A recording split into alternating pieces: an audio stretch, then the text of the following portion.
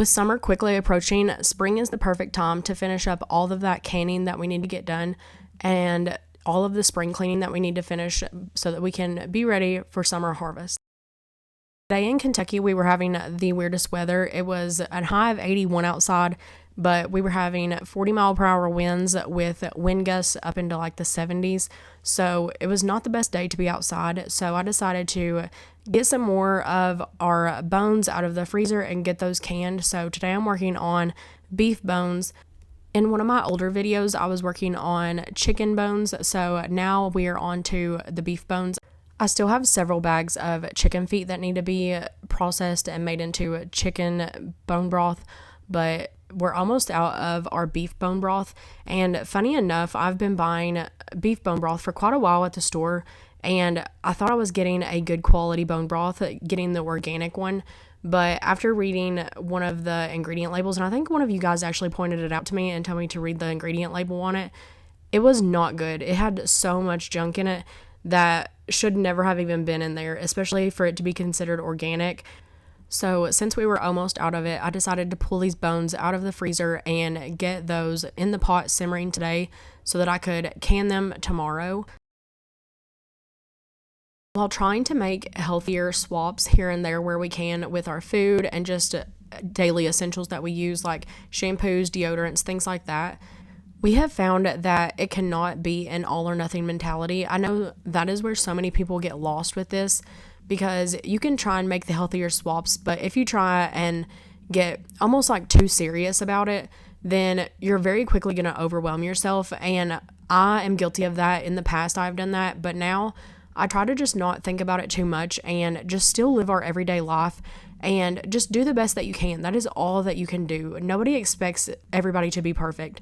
And I get a lot of comments, which I know I'm putting my life out there, so it opens you up to everybody's opinions and stuff, but people hear what I say, and then one time in a video I used a can of mushroom soup, and a lot of people that bothered. And I understand, but we do not live a perfect lifestyle at all. And that's like just last July is whenever we quit drinking pop. We drank pop for years, and just in the past like 8 months, 9 months, however many months ago that was, we had just quit drinking pop. So it is not an all or nothing mentality for us. We try to do the best that we can in our home, and then whenever people come to our house, of course they eat what we eat, and we do try and make healthier swaps where we can and when we can.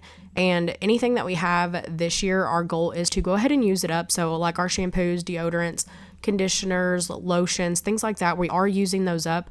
And then instead of buying the same like toxic filled store-bought products, we are trying to replace it with a healthier option, something that has less toxins in it and is just overall more healthy to use.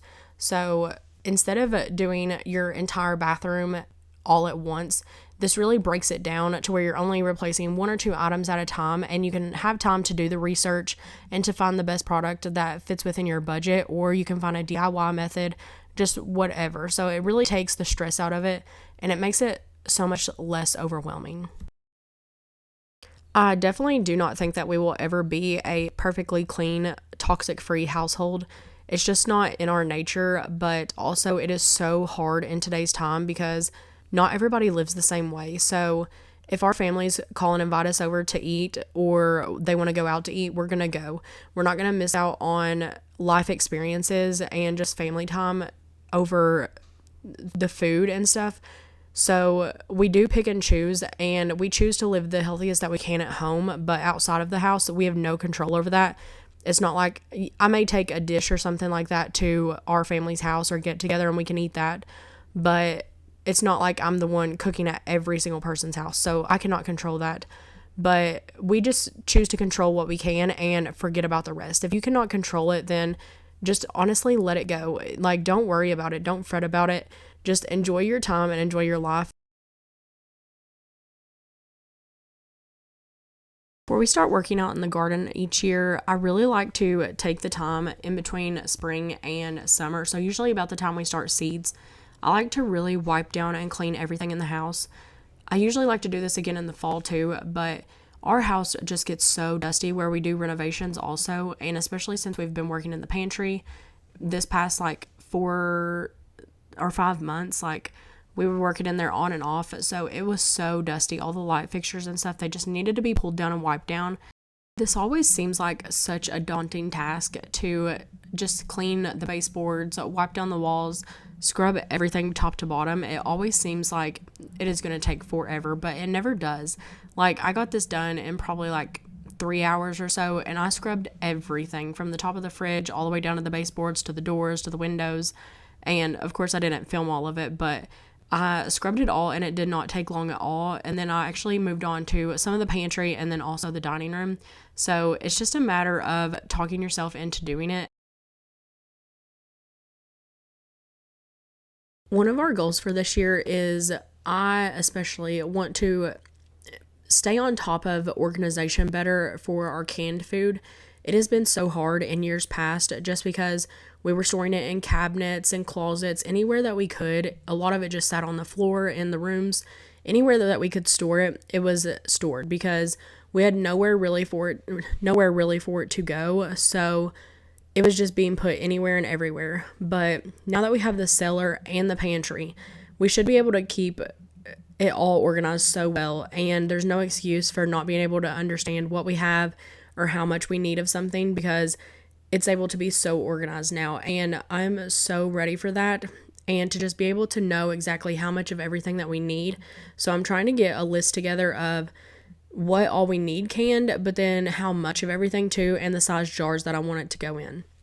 I say I want to do this every year, but in all years past, we've really had no organization for our canned food, and it would just get thrown in one of the closets or cabinets, and we would completely forget about it sometimes, and then it wouldn't get eaten, or it's just like a couple years old and it needs pulled out, and so we have to eat old food before we can eat the new. So everything is open and in sight now down in the cellar, so there is no excuse for that anymore, and I'm just so ready to have the organization because I'm a very organized person, but since moving to this house, I've had to let a lot of that go just because it's been chaotic, honestly.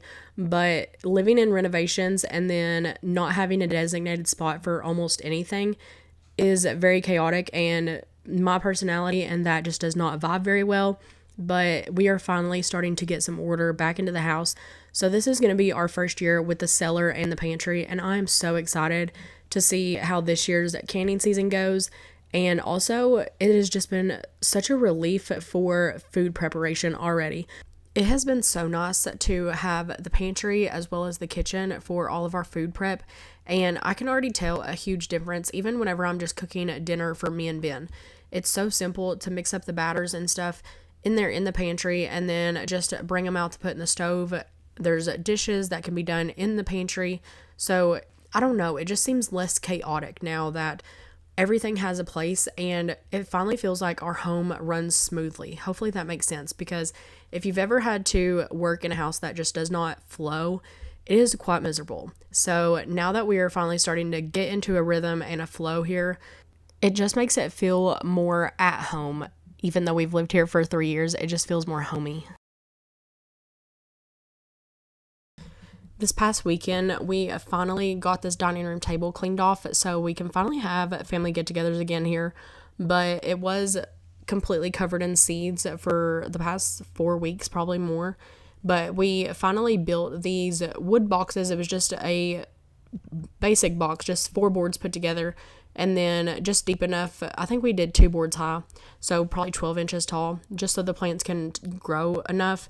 And then we just put an old door over one, and then we had to build 2 of them because we couldn't fit all of the seeds in one. So on the other one, we put old windows on top of it. This just gets them out of the house, but also those boxes work great. I'm sure you can find some plans for one on Pinterest, but it is so simple to build.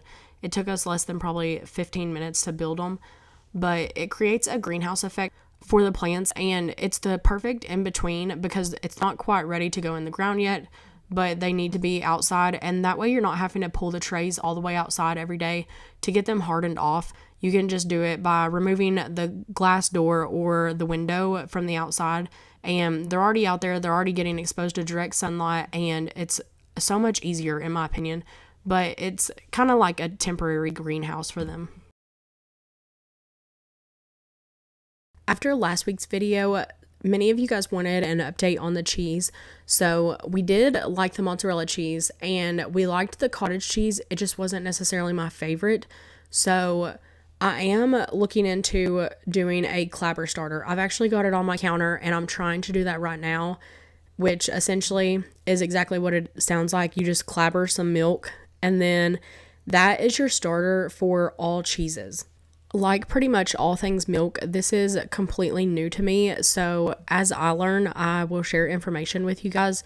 But it sort of works like a sourdough starter, as in you can either discard and feed it again, or you can just make a new clabber starter every single time, which I'm not really sure which one I'm going to do yet. I do need to play around with it, but essentially this will eliminate the need for any cheese cultures. So you won't have to buy any cheese cultures and you will just have that on hand at all times. So a quarter cup of the clabber is what equates to the culture, and you would mix that quarter cup of clabber with 1 gallon of milk. So it can be kind of confusing. It is actually very confusing for me trying to learn right now, but it's actually pretty simple once you see it in the process. So I will link below a YouTube channel that I've been watching. I believe that it's Milk Slayer or Slinger Milk. I think it's Milk Slinger. Milk Slinger is the channel name. So I will link that down below for you guys.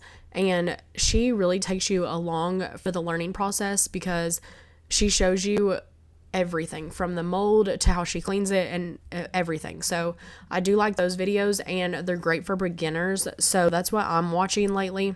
And I haven't got the book in yet. So if I do get it in and I like it, then I'll link it down below for you guys. But I'd say it'll be like next video or something because I do want time to read through the book and everything first. But it just is all about how to make milk products without having to have any culture. So doing it the old-fashioned way. But as I continue to learn, I will bring you guys along for the process because it's simple but complicated at the same time. And then I do want to get into hard cheeses, as I mentioned in my last video, but the mold does freak me out. I'm not even going to lie, because mold is something I really don't play with. I don't like it, and I think it is very gross. So that is going to that's going to have to be something I can get over, because usually if something has mold on it, I toss it. I'm not about mold, so that's going to be a learning curve for me because essentially all cheese has mold on it. So that is something I'm not looking forward to with the cheese process, but I'm trying to have an open mind about it, and I see that other people do it and it's fine. So I'm trying to have an open mind with it. But that is the biggest thing for me right now is just the mold. And then I'm trying to gather kitchen products that already have enough to do a cheese press and stuff, because I really do not want to have to buy a cheese press right now. So I'm trying to gather cake pans and stuff that I have, but I really need one small enough because starting out, I'm going to start with small batches. So I need small equipment essentially, just because I do not want to waste a bunch of milk up front, but then also until I get the hang of it, I do not want to risk wasting that much. So that would be a lot of cheese, but also a lot of milk at first. So I really do not want to waste it. So we're going to start small, but I will definitely bring you guys along as I learn, and hopefully in the next video I'm making some kind of cheese, because this is my new fascination, is learning how to make cheese and all the dairy products with Dolly's milk, because I've looked forward to having a dairy cow for so long, but it just honestly never seemed like it was going to happen. We've had her for 2 years almost, maybe even longer than that, because she's going to be 3 this July, and we just never thought she was going to get bred. We thought she was infertile, but she finally took, and we are so happy to have the milk now. But I just was not expecting it to be such a learning curve. So it has been quite the process learning, but I'm excited for this new endeavor and to see what cheeses we have come this fall. But that is going to be it for this video. So thank you guys for watching, and I hope you guys will like and subscribe.